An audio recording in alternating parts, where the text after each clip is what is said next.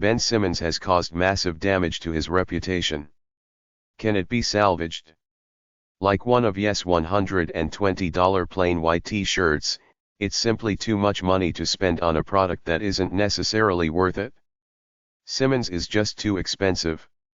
That's not to say the thread count on those bad boys isn't great. I'm sure they're very comfortable, but at the end of the day, in a capitalist society, you have to expect a decent return on investment to fork out your hard-earned. The 2021/22 season is the second of a 5-year contract for Simmons that's worth something in the ballpark of $245 million. Now, Simmons is a good player, great in some areas, but his deficiencies: can't shoot from any sort of distance, not very aggressive, not showing marked signs of improvement as he hits his mid-20s, are well known and eminently exploitable. And a contract of that size is reserved for superstars of the game. MVP-level players who can carry a team to the last few games of the playoffs, think LeBron James, Steph Curry, Durant, Damian Lillard, or, indeed, James Harden. Basically, even the teams that might have wanted Simmons struggled to afford him, but most were turned off anyway. Still, what better place than Brooklyn to find someone willing to pay overs for a t-shirt?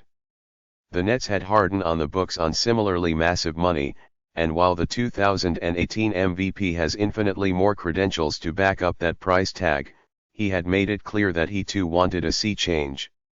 This is a result of, among other things, Philadelphia trying to do the right thing by showing faith and investing in Simmons before they had to. He missed his entire rookie season, but before he had finished his sophomore year, the team handed him that massive 5-year deal. While it's not his fault that the team offered him that money and he did nothing wrong by accepting it, that should have told him, "You're our guy. You and Joel Embiid are the future of this franchise." It's the sort of encouraging move that NBA franchises are told to do more often. And Simmons did some things during his time in Philly, including winning Rookie of the Year, making 3 All-Star teams, an All-NBA team, 2 All-Defense teams, and leading the league in steals.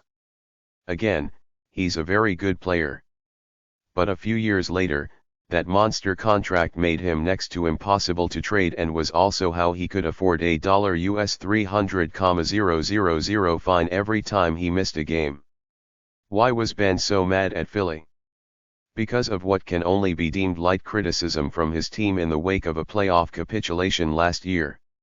Simmons averaged 10.7 points, 7.8 assists and 6 rebounds per game as the 76ers were eliminated by Atlanta in the second round of the 2021 postseason, but the nadir came in Game 7, when he passed up an open dunk with his team down too late in the fourth quarter.